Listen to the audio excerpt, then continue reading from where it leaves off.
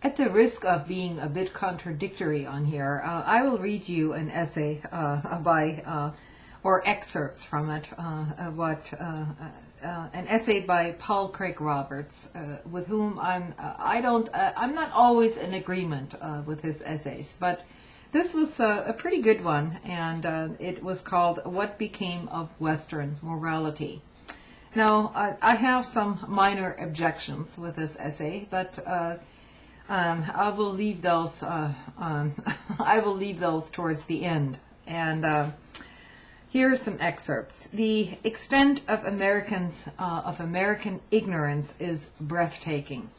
Israel has the Palestinians jammed into tightly controlled ghettos known as Gaza and the West Bank.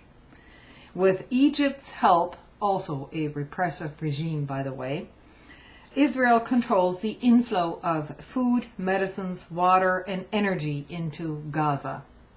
Palestinians in Gaza are not permitted to enter Israel or Egypt unless they have special passports. Last week, a humanitarian ship bringing food and medicine was rammed by Israeli gunboats and turned away. The West Bank Palestinians are walled off from their fields, their jobs, medical care, education, water, and from one another by endless checkpoints, roads for Jews only, and walls, barbed wire, and machine gun towers, and so on. Israel's slow theft of Palestine is illegal under international law, but protected somehow by U.S. diplomacy. The Palestinians are no more of a threat to Israel than the Jews in the Warsaw Ghetto were a threat to the Nazi regime.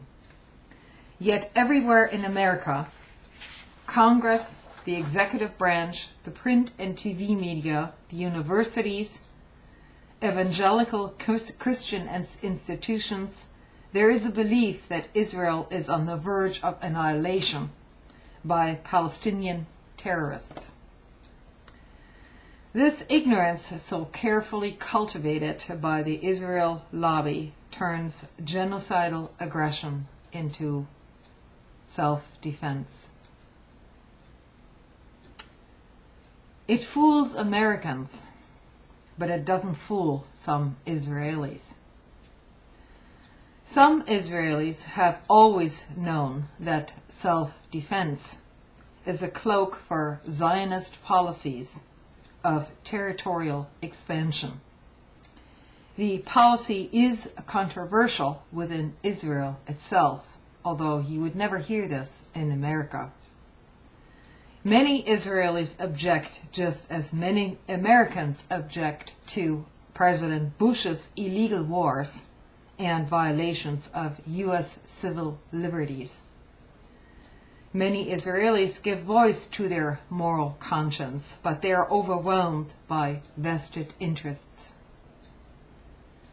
Many American conservatives share the Israeli state's belief in the efficacy of power.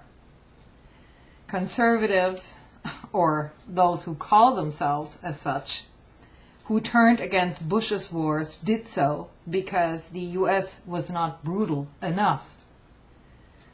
They turned away from Bush's long, inclusive wars in the way that fans desert a losing team, as if this was a football game. Americans used to say that the pen is mightier than the sword, but this hasn't been the case for U.S. and Israeli aggression. The success the two regimes have had in instilling fear in their own populations is part of the explanation for the impotence of morality. Another part of the explanation is that vested interests are a powerful constraint to the voices of truth. An American newspaper or TV network that took a stand against Israel's abuse of Palestinians would be confronted with an advertising boycott organized by AIPAC. American politicians who criticize Israel go down to defeat by the Israeli money lobby. The article continues. Financial interests, the military security complex, and the Israeli lobby are the powers that rule somehow here in America. They are buttressed by neoconservatives and Christian Zionists, and by patriotic hubris that America is the main force for good operating in this world. The evils America commits are dismissed as necessary to the service of the greater good. The destruction of Iraq, for example, is justified as bringing freedom and democracy to the Iraqi people. The world will need to remember that although Israel is a Jewish state, it is a state whose policies many Jews and many Gentiles find objectionable.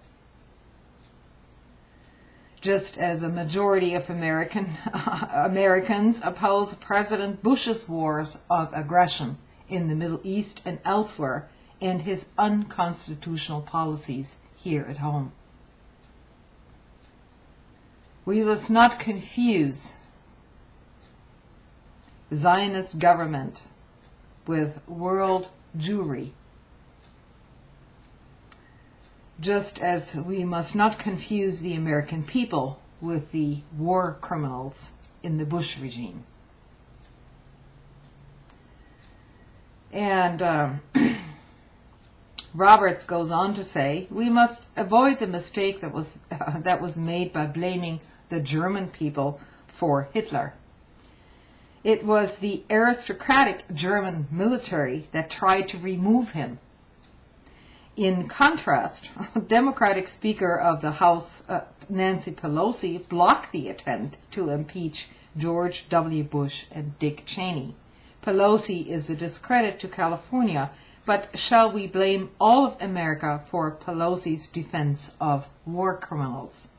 How can we do so when U.S. Representative Dennis Kucinich courageously read out the articles of impeachment on the House floor?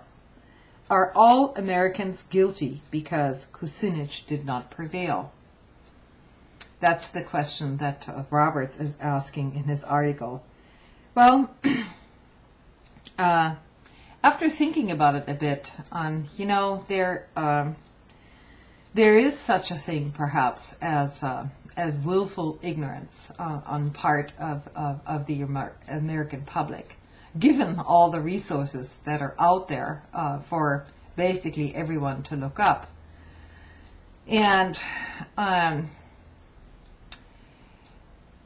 nevertheless, my own standpoint is that collective punishment of an entire people is probably not the right approach, which is precisely why I'm against collective punishment against anyone. People can be bamboozled into believing anything through their mainstream media, just as the Israelis are today, most Americans, and the Germans back in their day. But there comes a point when this ignorance becomes, aside from just general complacency, when it becomes willful. I'm not advocating a Dresden part of bombardment of American cities, or for any on any civilian cities or populations for that matter. But there is enough blame to go around, and we share in all of this as long as we do not keep speaking out. Civilians should never be targeted for the mistakes of their so-called elected governments, but complacency, on the other hand, is not the answer either. It's something to think about, because I do believe there is such a thing as willful ignorance, and it's past the point here in America where people can make excuses. And, I'm not sure how this is all going to work out, but it bears it bears disseminating here on the internet, I believe, to look into these issues. Thanks for listening.